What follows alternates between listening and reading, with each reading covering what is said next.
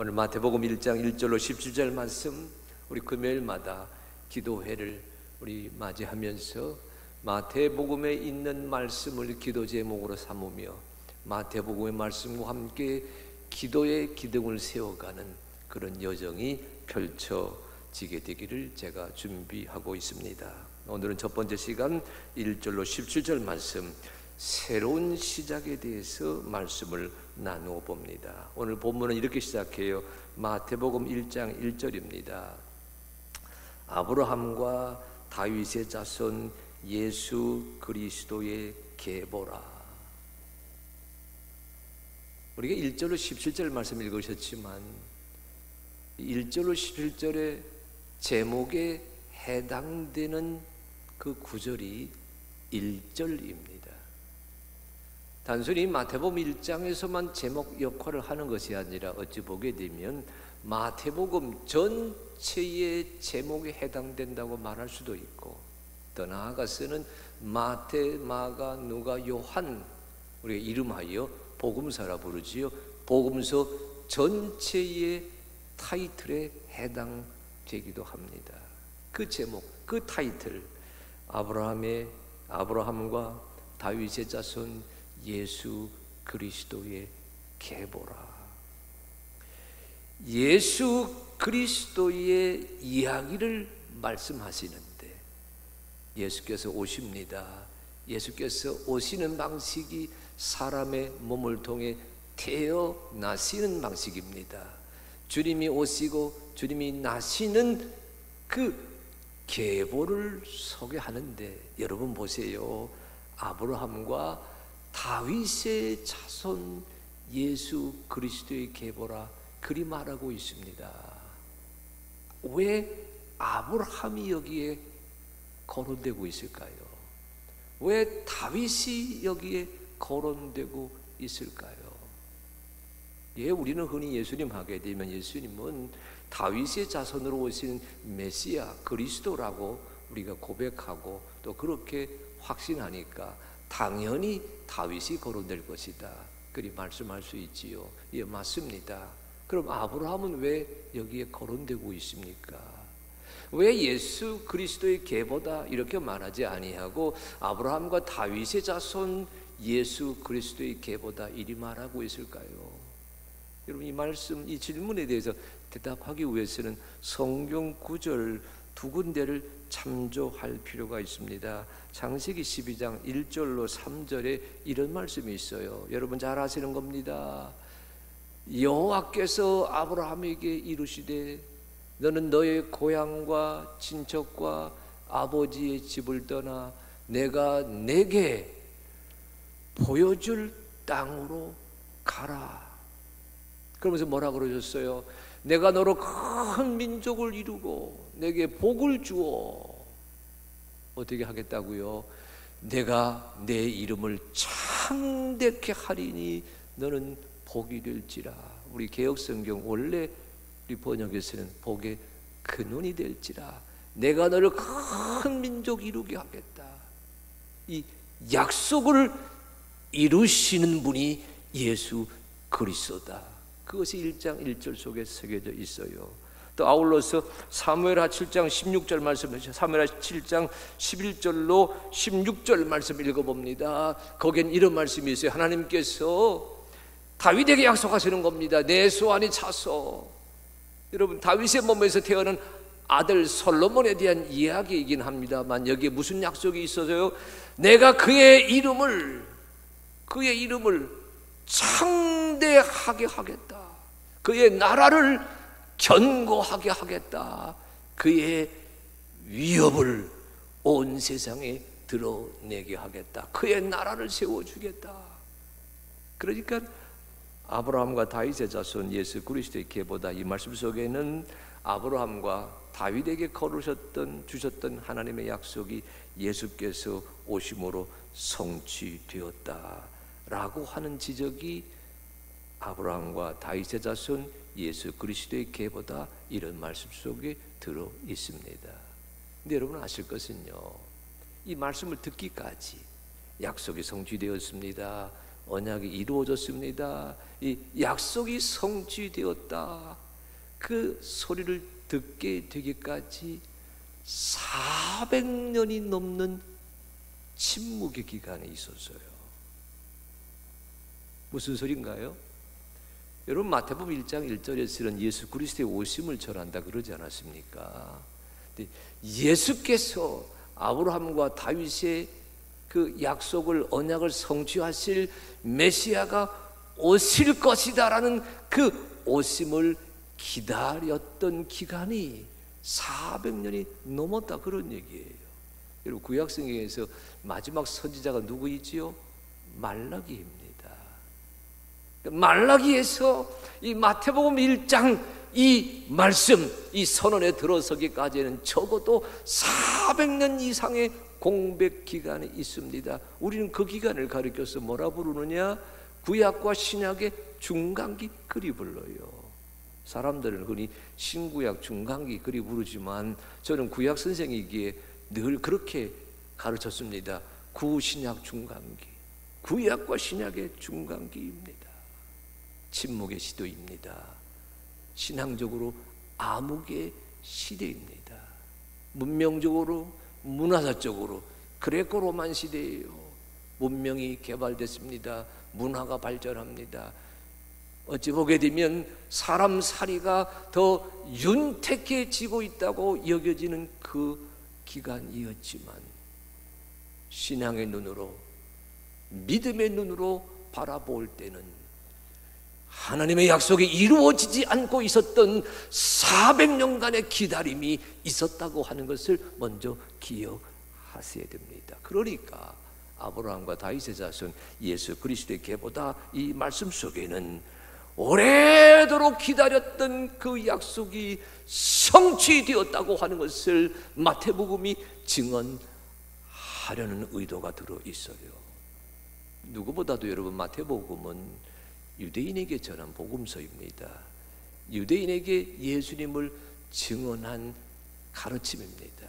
이방인이 아니에요. 온 세계 사람 아니에요. 유대인에게, 아브라함의 자손에게, 다윗의 후손에게 예수 그리스도가 우리들이 기다리던, 너희 유대인들이 기다리던 그 사람이다 라고 하는 것을 일깨워주는 타이틀, 그것이 아브라함과 다윗의 자손 예수 그리스도의 계보다 라는 말 속에 들어 있습니다.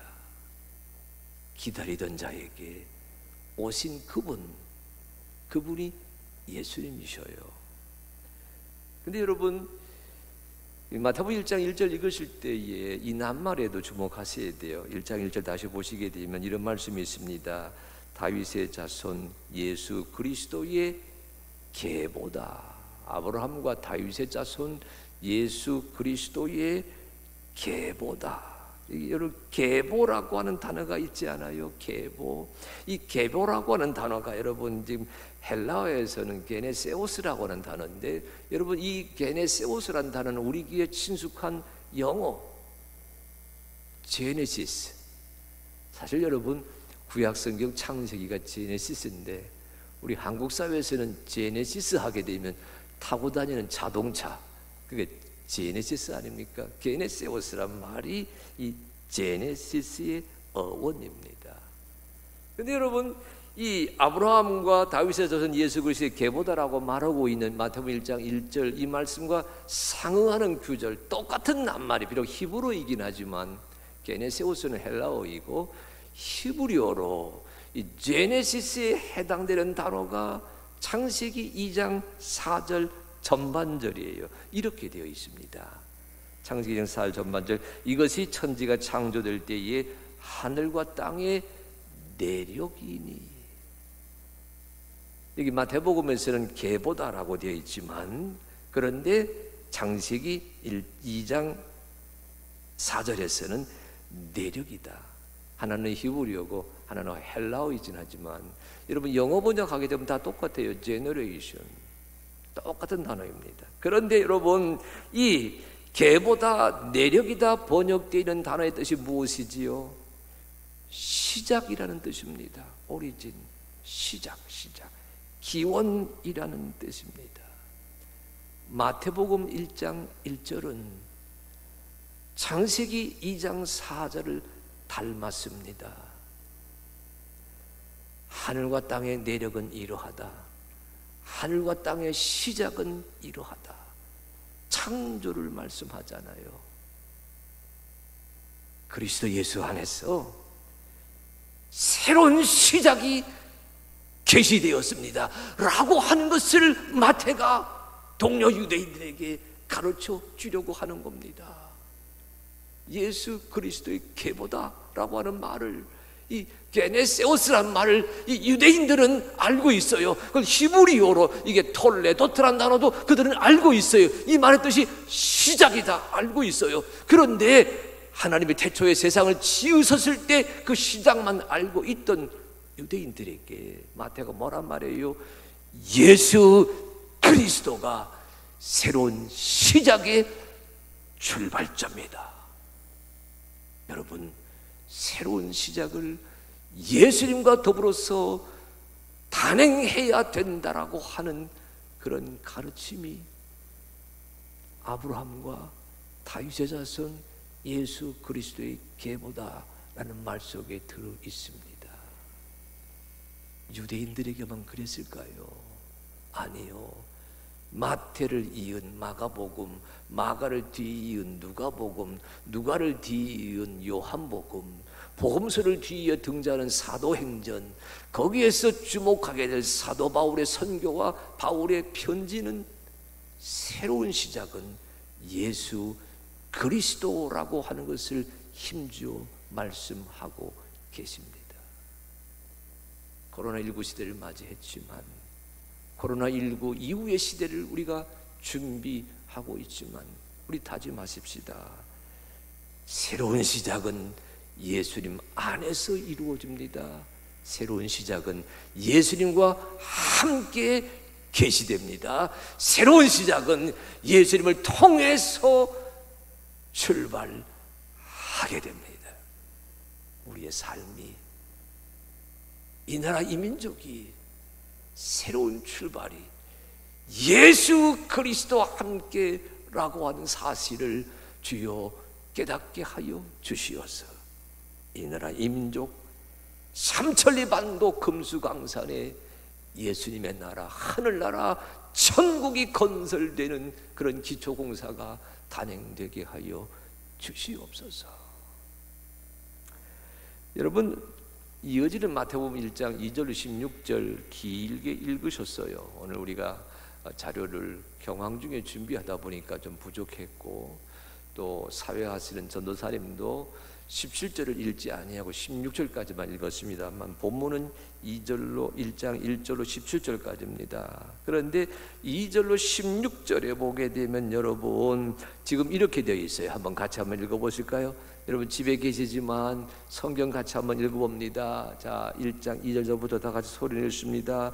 아브라함이 이삭을 낳고 이삭은 야곱을 낳고 야곱은 유다와 그의 형제들을 낳고 유다는 다말에게서 베레스와 세라를 낳고 베레스는 헤스론을 낳고 헤스론은 라함을 낳고 라함은 아미나답을 낳고 아미나답은 나손을 낳고 나손은 살몬을 낳고 살몬은 라합에게서 보아스를 낳고 보아스는 룻에게서 오벳을 낳고 오벳은 이새를 낳고 이새는 다윗 왕을 낳으니라. 다윗은 우리아의 아내에게서 솔로몬을 낳고 솔로몬은 르호보암을 낳고 르호보암은 아비야를 낳고 아비야는 아사를 낳고 아사는 여호사밧을 낳고 여호사밧은 요람을 낳고 요람은 우시야를 낳고 우시야는 요담을 낳고 요담은 아하스를 낳고 아하스는 히스기야를 낳고 히스기야는 므낫세를 낳고 므낫세는 아몬을 낳고 아몬은 요시야를 낳고 바벨론으로 사로잡혀갈 때에 요시야는 여고냐와 그의 형제들을 낳으니라. 바벨론으로 사로잡혀간 후에 여고냐는 스알디엘을 낳고 스알디엘은 스룹바벨을 낳고 스룹바벨은 아비웃을 낳고 아비웃은 엘리야김을 낳고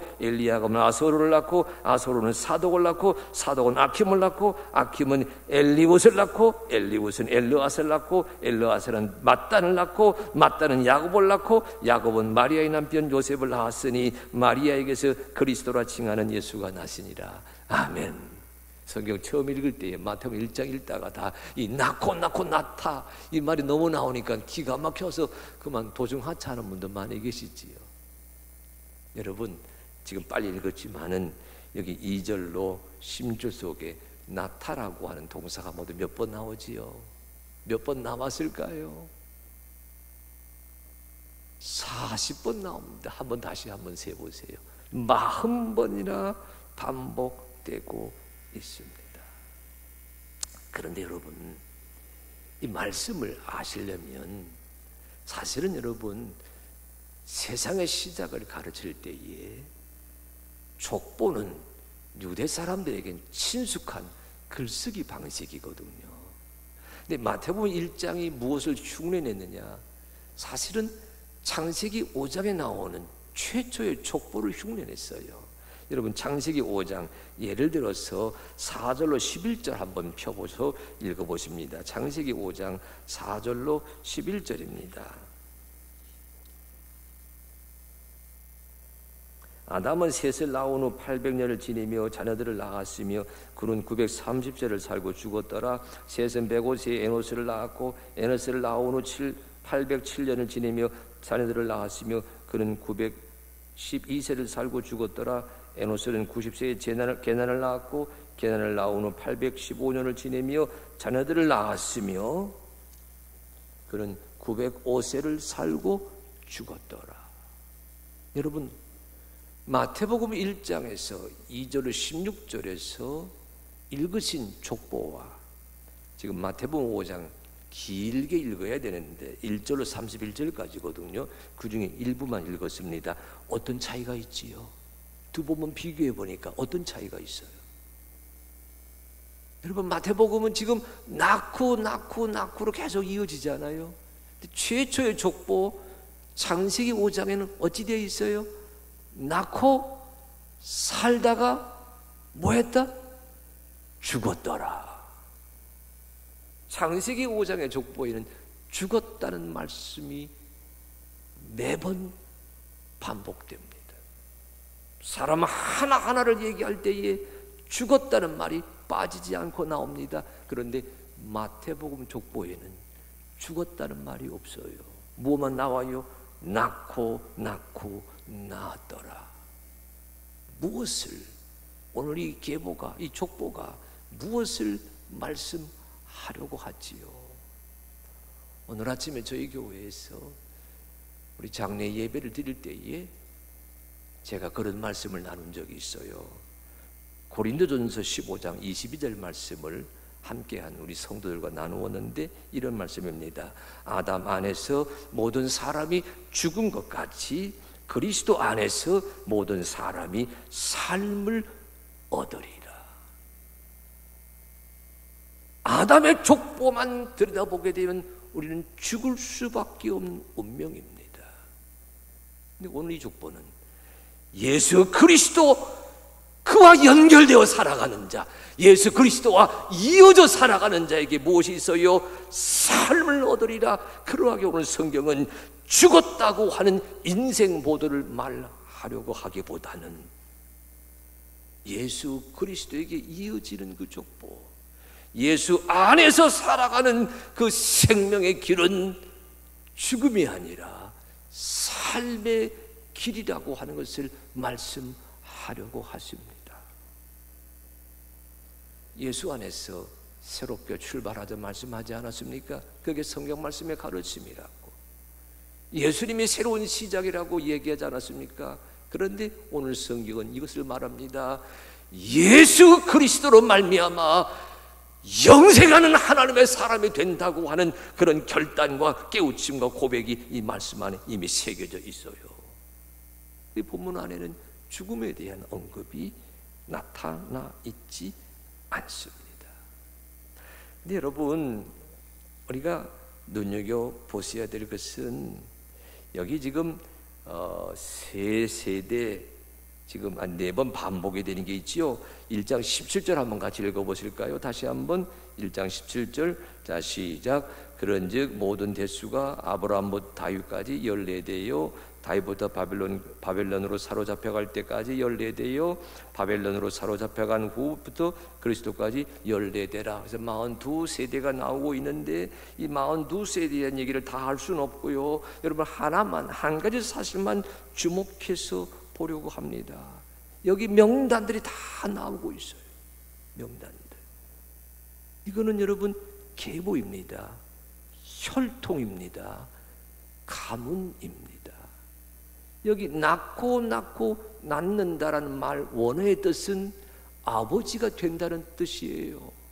여러분, 아기는 엄마가 낳지 아버지가 낳는 거 아니잖아요. 유대인의 그 가부장적인 문화의 관습에서 보게 되면 아버지가 어느 아들의 그 부친이 어느 아들의 아버지가 된다, 이런 뜻의 단어가 여기 쓰여져 있는 거거든요.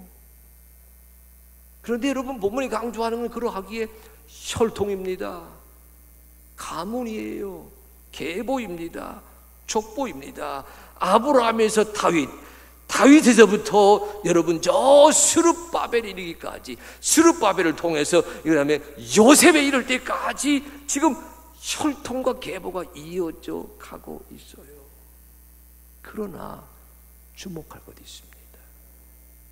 족보이기에 이름이 올라가 있지만 가만히 한 사람 두 사람 뜯어보게 되면 족보에 이름을 올릴 만한 가치가 없는 자도 있어요. 믿음으로 살기보다는 그렇지 않게 살았고, 선하게 살기보다는 악하게 산 자 축에 들어갔다는 사람들도 눈에 띄게 됩니다. 특별히 여러분 솔로몬의 아들도부터 등장하게 되는 저 요고니아, 여호야긴, 고니아, 유다 마지막 왕에 이를 때까지 그 왕들의 이야기를 가만히 들여다보게 되면 여러분, 거기에는 선한 왕보다는 그렇지 못한 왕들 이름도 버젓이 올려 있어요. 르호보암, 아비야, 아사, 요람, 우시야, 요담, 아스, 므낫세, 아몬, 이런 사람들 이름도 올려 있잖아요. 예, 혈통입니다. 그래 이름이 올라가 있어요. 다윗의 후손이기에. 예, 가문입니다. 예, 다윗의 자손이기에 그 왕의 자리를 이어갔다라고 하는 사실에서 이름을 올려 놓았습니다. 그러나 여러분 잘 보십시오. 열왕기 상하사를 보게 되면 그들은 높임받는 존재이기보다는 꾸지람 받는 대상이었습니다. 그런데 마태복음 1장 이 족보에 그들이 아브라함과 다윗을 통해 예수 그리스도까지 이르는 족보에 이름이 올려 있잖아요. 본문이 뭘 말하지요? 우리 한번 따라 하시기 바랍니다. 혈통보다는 은혜이다. 네, 한번 따라 해보세요. 혈통보다는 은혜이다.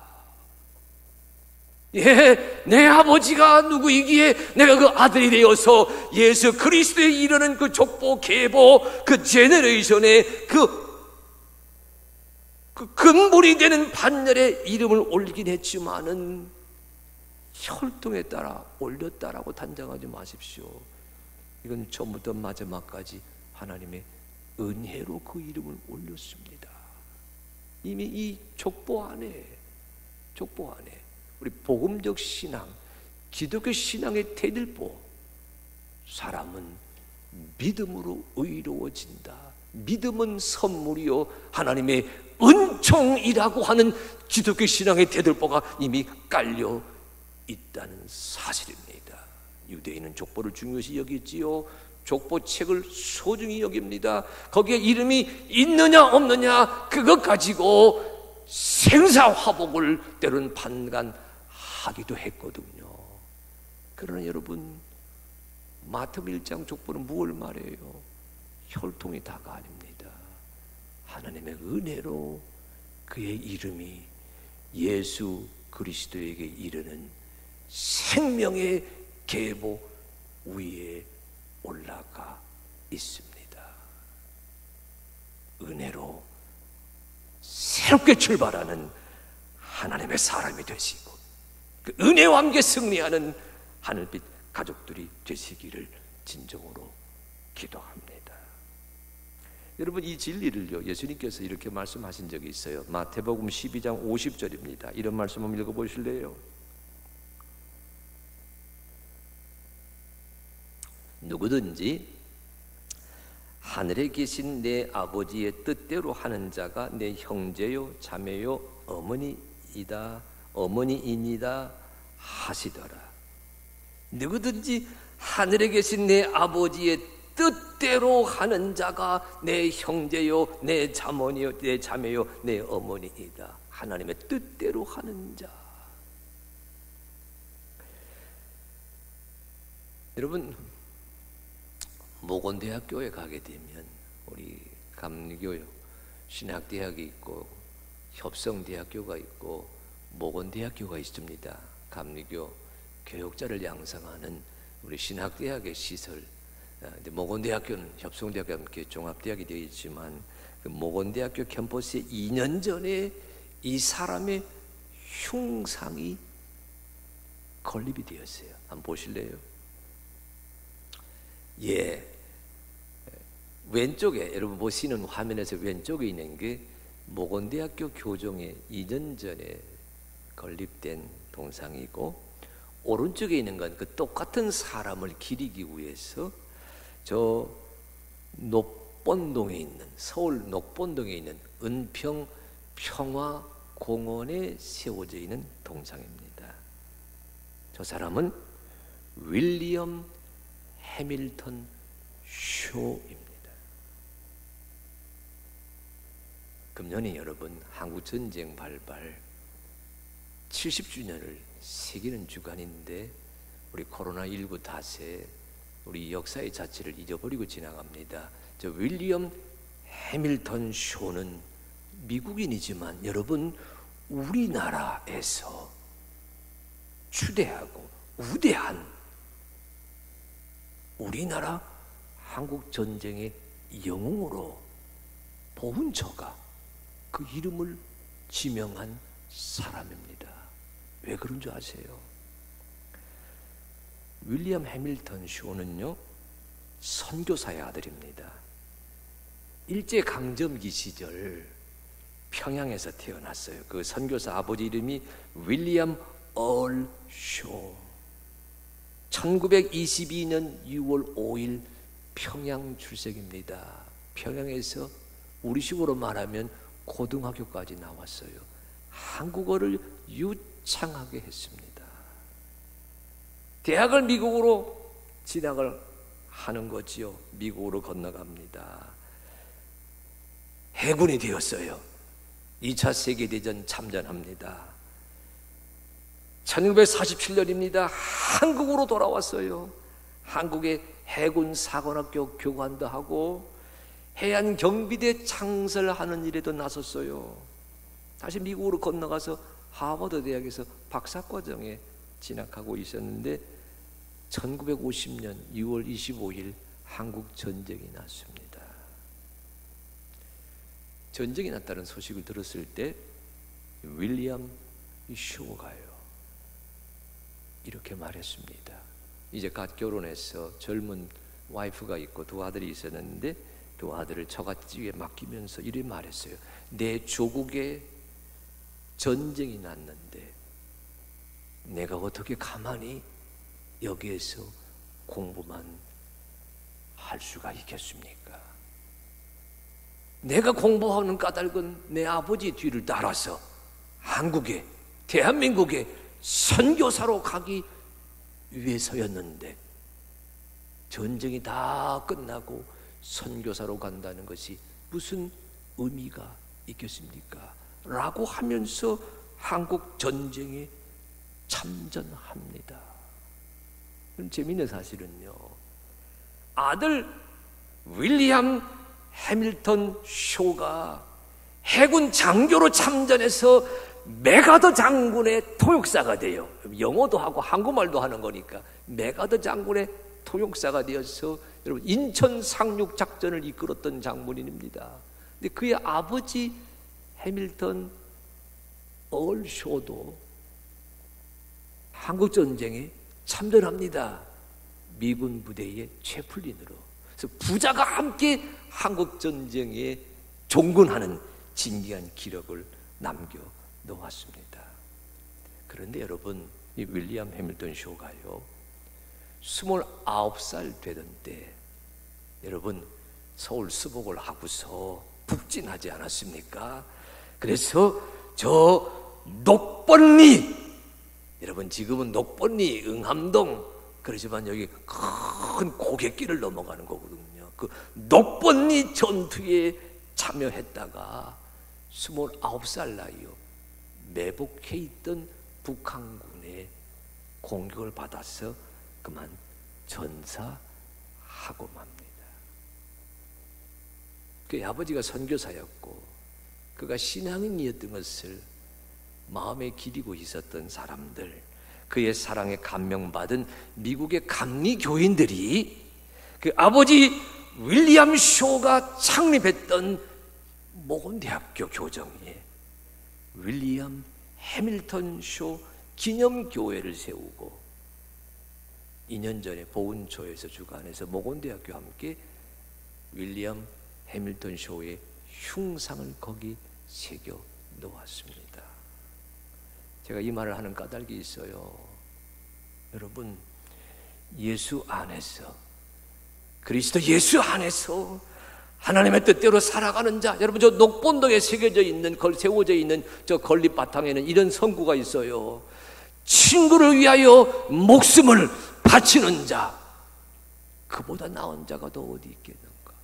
성경 구절을 인용하면서 하는 말입니다. 아버지의 뜻대로 살아가는 자가 내 형제요, 내 자매요, 내 어머니요, 내 아버지요, 내 친지이다.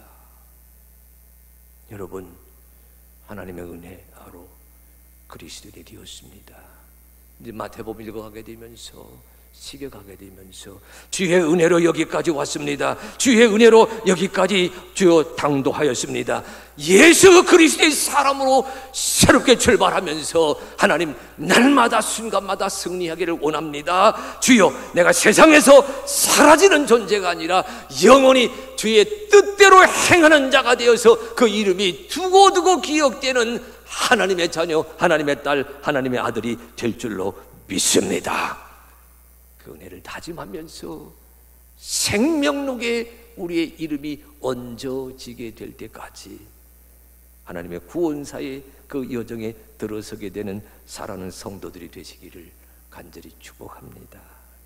오늘 16절에 이런 말씀이 있어요. 한번 읽어봅니다. 야곱은 마리아의 남편 요셉을 낳았으니 마리아에게서 그리스도라 칭하는 예수가 나시니라. 아멘. 말씀을 짧게 정리할게요. 여러분, 이 말씀도 지금까지 방식이라면 이렇게 말씀해야 될 겁니다.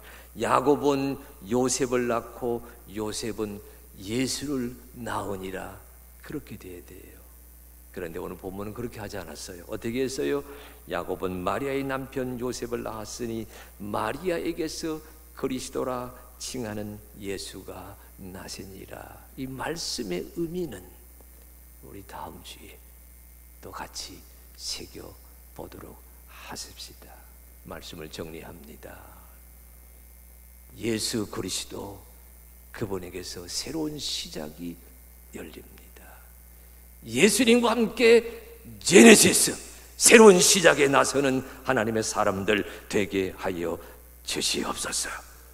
여러분 기억하십시오. 그 예수님과 함께 새로운 시작에 나서는 자에게는 사람으로는 죽을 수밖에 없지만 예수 안에 살아가는 자, 주께서 말씀하셨어요. 그리스도 안에서 모든 사람이 삶을 얻으리라.